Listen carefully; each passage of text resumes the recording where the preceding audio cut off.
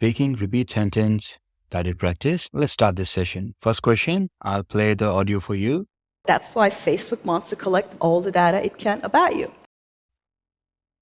Simple, right? And here's what it was. That's why Facebook wants to collect all the data it can about you. See, when you hear these sentences in the exam, the sentences that come, they are from different academic situations. There'll be a variety of tones, accents, situations, topics. So the more exposure you give to yourself, the better you will be in the exam. This is something that we have taken care of when we have prepared our practice materials.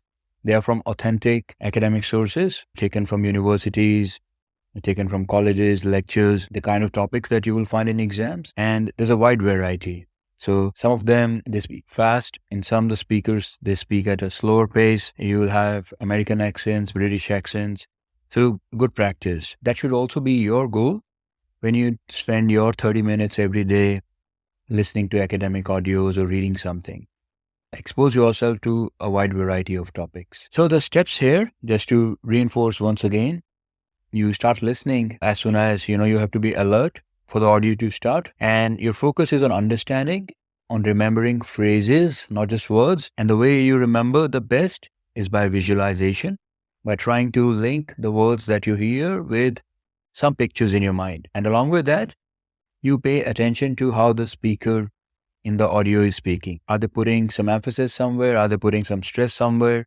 Pay attention to that. And then as soon as the microphone opens up, you have to repeat in repeat sentence question and also in answer short question. Because the audios are so small, there is no tone to indicate that the microphone has opened up. So just keep that in mind, all right? And do all these steps and I'm quite sure you'll do well in these questions. Let me start the next question for you.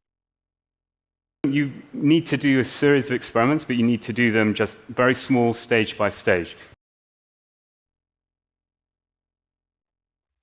You need to do a series of experiments, but you need to do them just very small, stage by stage. Again, the same steps, the same simple steps that we discussed. Let me ask you, were you able to remember this? And how much of this were you able to remember this? What kind of a picture did you have in your mind? So you need to do a series of experiments. So the way I saw it, I see somebody in lab doing experiments, and then I see maybe some stairs indicating that stage by stage or step by step, the idea that the speaker discussed here, that you need to do them stage by stage. Or the other way somebody can visualize this is a small picture of somebody doing an experiment, then a bigger picture, more complicated experiment, and a more complicated experiment. So as I said, that's the best way to remember. Do not take notes. Do not even try to write the words down, because if you do, for example, if you try to, by the time you write experiments, the audio will already end and you would have missed most of it. So don't do that. Next question. Let me play the audio for you. The research we have today is creating a new definition of what real cleanliness is.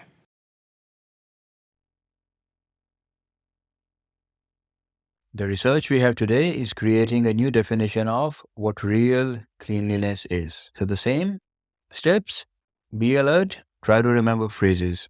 Research that we have today, new definition of cleanliness.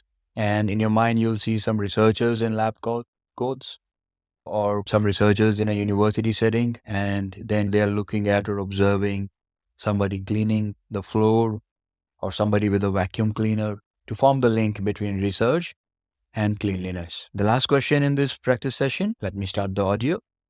Over 1.5 billion people live in low-lying, flood-prone coastal areas. Over 1.5 billion people live in low-lying, flood-prone coastal areas. So when you hear a number like this, you pay attention to that, okay? 1.5 billion, 1.5 billion. Yeah, try to remember that. And in this case, in your mind, you should have seen a big crowd of people, and on top of that crowd, a number like 1.5 billion.